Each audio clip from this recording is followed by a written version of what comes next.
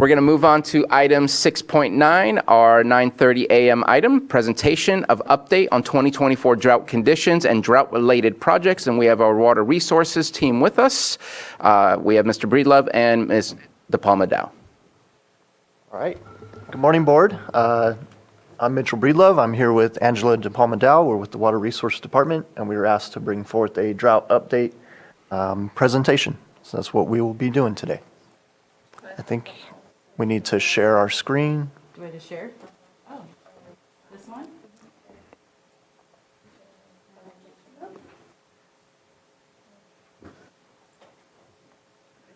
All right.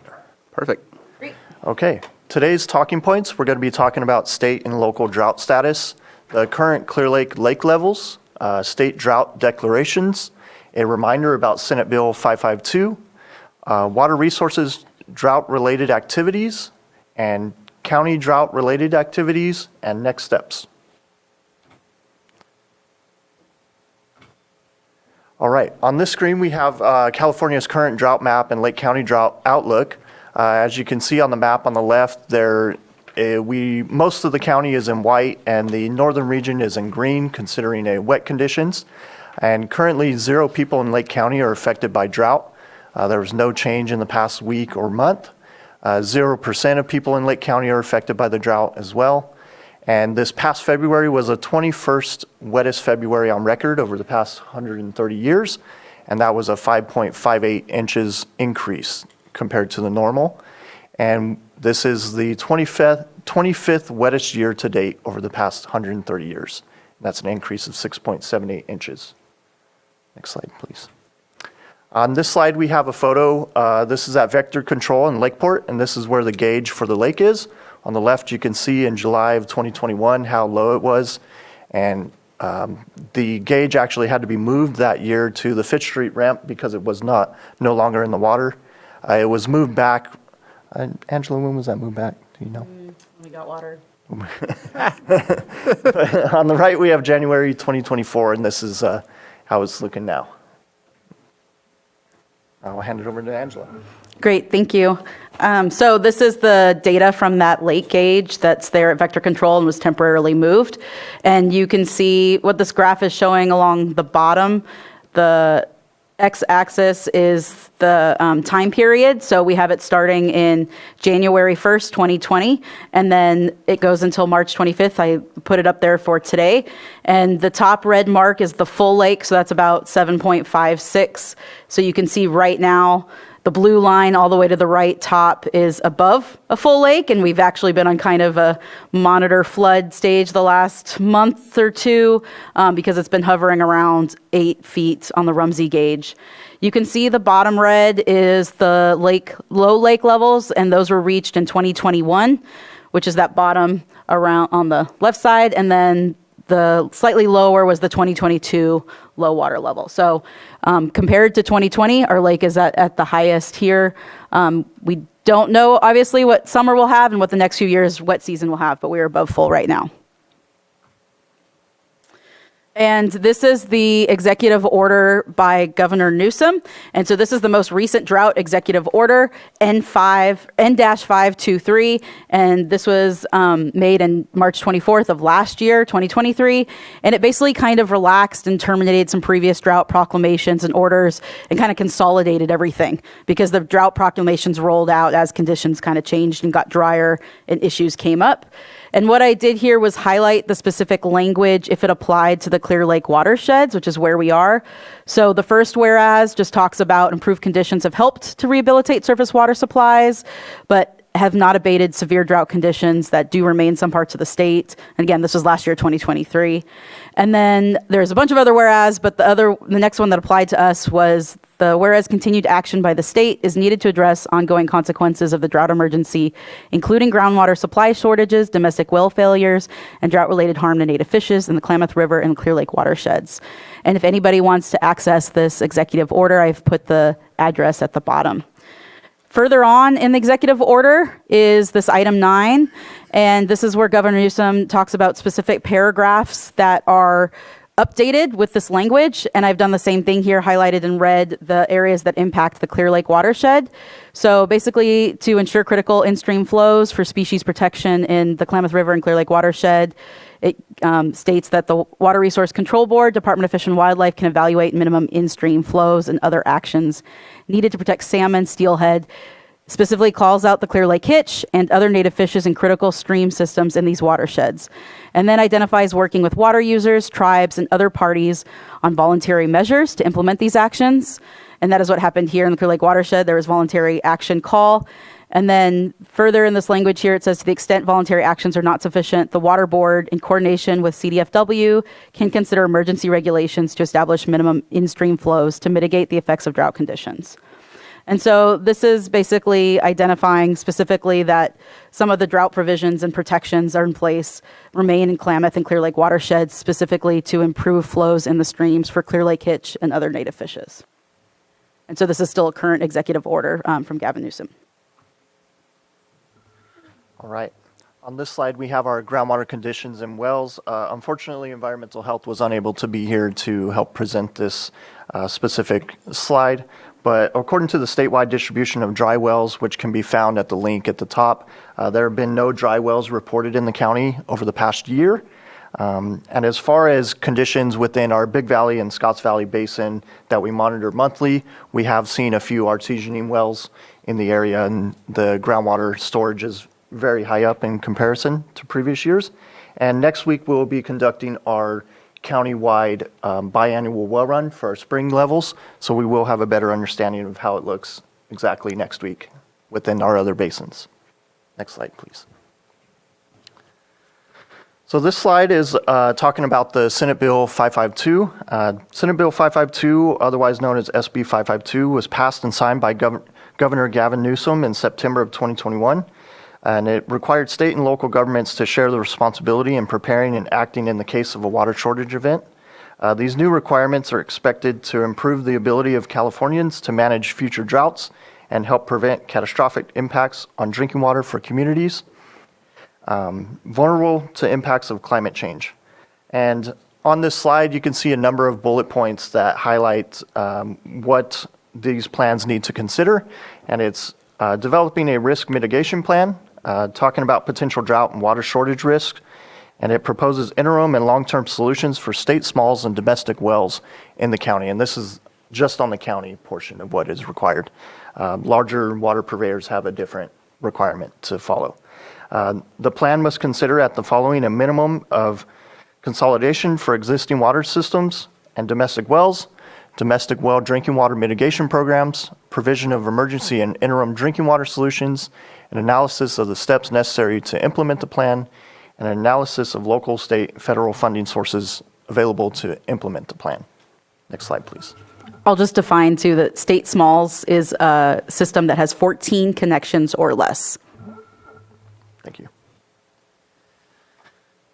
And on this slide, we have what water resources activities are currently going on in progress. And our first point here is we have Department of Water Resources support services through the California Drought Resiliency Plan Assistance Program. And this is provided through their consultant, Stantec. And that began last month in March. And it's continuing for 1 year. And this is helping to facilitate the Lake County Drought Task Force, which was created in 2021. However, there have not been many meetings recent years due to some facility turnover and employee turnover. That will be getting going again. And this assistance is also drafting the drought mitigation plan. Our second point here is that we will be submitting an application through the countywide and regional water funding program. And this is a plan that will provide short and long-term solutions to water shortages and drought planning and response. And this will require cross-department collaboration to share resources and workload. It's a very large grant, and I plan to bring the presentation to the board to seek approval before we submit the final application. And then our third point is that we received funding to improve in-stream hitch habitat, to modify reservoir storage and operation to increase Big Valley surface flows and groundwater recharge. And we are developing stormwater plans for stormwater capture and reuse. Next slide, please. Angela, do you want to hit on those? Yeah, thank you, Mitchell. For item 4, that's developing stormwater plans, if we want to be eligible for any future bond funding, so there is talks of a water bond going before the voters. If we want to be eligible as Lake County or the Watershed Protection District to get any of those funds, we're required to have a stormwater resources management plan, and we're developing that plan right now. We were not eligible for some Prop 1 funds because we didn't get that plan in place. Because during the time of the planned funding, it was during the Valley Fire, so we missed out on that opportunity. But we're planning ahead to be able to be eligible for those water bond funds in the future. So what I did was, in response to preparing for this presentation, is reached out to other departments to identify what their direct impacts would be on funding if the local drought emergency proclamation was removed. And so I talked to special districts, Scott Harder. He identified that there was no impacts, that they have state funding, and that's still in effect based on they have a drought plan in place. The Department of Ag, I talked to the director, Catherine Vanderwall. She has no direct projects tied to local proclamation. Community Development and Planning, I talked to Maria Turner. There are requirements to include hydrology reports for projects, but because their department authority has those, they're going to continue to do those checks for those hydrology reports and receive those requirements. And I know Maria Turner is here in the room if she has any comments on that after our presentation. We also reached out to Greg at Environmental Health, the director over there, and he says that the well permit restrictions that are regulated by the state, which is a separate Governor Newsom Executive Order N-7-22, Action 9, are still in effect, so they are still doing the same regulating well permit submissions based on that executive order, regardless of a local proclamation. And then we reached out to the Climate Resilience Office with Terry Lotchins, and she identified that California Disaster Assistance Act for mass tree mortality is due to drought and bark beetle. I know Supervisor Pyska, you also work with mass tree mortality. I admit I didn't dive deeper into the impacts of a local emergency drought ordinance on that, but I know you guys have been moving forward with grants, and I don't know if any of them are directly tied to that ordinance or not, or that proclamation. Yeah, I think Stephen and Genevieve maybe could speak on that better. Okay. They'll be available at the next item. Mm-hmm. Okay. And then I did reach out to the tribal EPAs. This was not directed. We were supposed to look at interdepartments, but I know that they're working on a lot of projects that have to do with water. And so I reached out to Robinson, Habimatal, Palm of Upper Lake, and Big Valley Rancheria, and they identified they don't have any current drought-related projects that are directly tied to local drought proclamation, and they either have drought-related projects that have been awarded, approved, or funded that are in progress already or have been completed. And then this is an updated slide from special districts that was presented during some of the last drought updates in 2022. And basically it was just an update on some of the drinking water systems around the county. And so I checked with Scott Harder, and this still all applies. There was no major changes and no impacts from the drought that is not provided here. And they have received funding for extending some to explore source redundancies and extending drinking water lines into the lake, and those are not tied to a local drought proclamation. They've already either been funded or in progress or completed. And I did want to bring to the attention of the board that we do have water conservation ordinances already in place. So there is voluntary water conservation measures webpage on the special districts website. There also is a water conservation ordinance, and you guys can see in the bottom right hand of the slide, this ordinance has gone through several iterations between 1995 and 2005. And part of the ordinance includes things like low flush toilets, low flow shower heads. These are things that are requirements the state of California put in place. When a house goes for sale, they have to have these items in order to close escrow. And so this is a place, if there's any future interest or discussion about looking at water conservation measures above and beyond this ordinance, that might be a place to put that, amend the ordinance, which has been done before, so there's precedent for that. But just want to make sure that this is aware to the public and to the board that this is here for water conservation. And part of this, in preparing for the presentation, I did reach out to the state's drinking water division, and one of the things that they informed me of is that there's legislation that was put in place from 2018, the Drought Planning Senate Bill 606 and Assembly Bill 1668, and this applies directly to urban retail water suppliers. And at first we didn't think it applied to us. We're not urban. we don't have urban retail water suppliers, but it actually indicates it's 3,000 plus end users, which does apply to drinking water systems around Lake County. And so what this is, and you can visit this webpage, the Water Conservation Portal, is identifying or outlining the rulemaking to make conservation a California way of life. And so while it's not yet a regulation from the state, it is coming down the pipeline to implement long-term drought planning for water purveyors and water suppliers. And there might be some other things in there about conservation for the end users. And so this is just another thing to be on the lookout for. If there's any, again, future discussion or interest in doing any drought ordinances or anything of that nature, this might be something to look at to make sure all those regulations are included in that structure, as suggested by my contact at Drinking Water Division. All right, as for next steps, our drought task force, we plan to meet during development of our drought resiliency plan and regional water funding program. We plan to comply with state drought proclamations, continue working with the water board, CDFW, tribes, and community to comply with state drought requirements for Clear Lake Hitch, in-stream flow needs, and water conservation efforts. Continue county facilities water conservation efforts, public messaging on water conservation as needed, and Lake County drought planning page at the Lake County Water Resources website. And here's what that website looks like. And this presentation is uploaded and on that website. You can access it right now. We also list the water resource drought activities. If there's any drought task force information, it'll be on this webpage. And the drought plan development community engagement opportunities will also be housed here. So if anybody wants to participate or learn more, they'll be able to access that information here. And then if there's any outreach and education, water conservation, what we're doing to conserve water at the county, those kinds of things can also be housed at this website. And if you go to the Water Resources webpage and you look to the left blue tab, I've highlighted it in yellow. It's alphabetical under drought planning.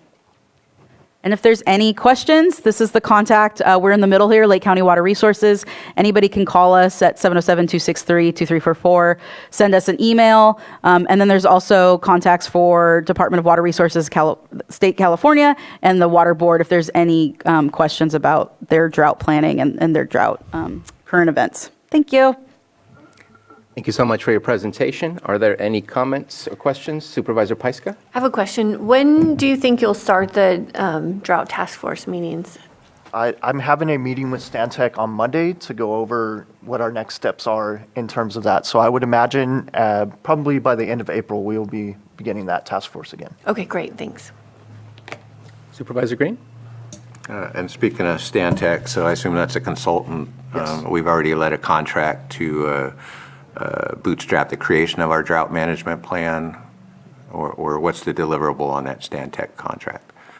The deliverable is to assist us in the entire completion and drafting of the compliance plan for the Senate Bill 552.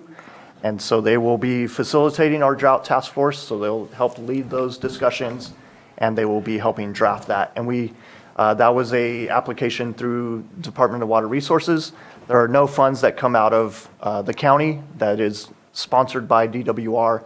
They pay everything for Stantec, and they facilitate and assist us with that plan. And that is already in place. And not a criticism in any way, but for example, the city of Lakeport is already circulating a draft of their drought management plan. So it's possible we're a little bit farther down the road in our compliance efforts with 552. We are currently roughly a year behind maybe where we need to be. Yeah, so we are currently in compliance because we drafted our long-term drought task force, but now that regulations are coming out more and more, that we have to create that full plan. So we're not technically out of compliance, but we're actively working to meet all of the requirements of that. So. All right, and under 552, this is state legislation, so although drought can definitely reach emergency conditions, 552 and similar legislation and similar state programs are not in and of themselves reliant on any particular state or local declared emergency. Correct. It's just more proactive drought planning as opposed to drought reaction. Correct. Thank you. Well, and That was, along with the legislation, that was board direction that we worked on in 2021 and 2022. And this is our opportunity when we're not in a drought to continue that work so that we've got everything in place when we get to that situation again, because we know it's going to happen. Correct. Anything further on this presentation? Seeing none, I want to open it up for the public. Any public comment on this item? Seeing none in the Zoom room or in the chamber, I'll bring it back to the board, and thank you very much for your presentation.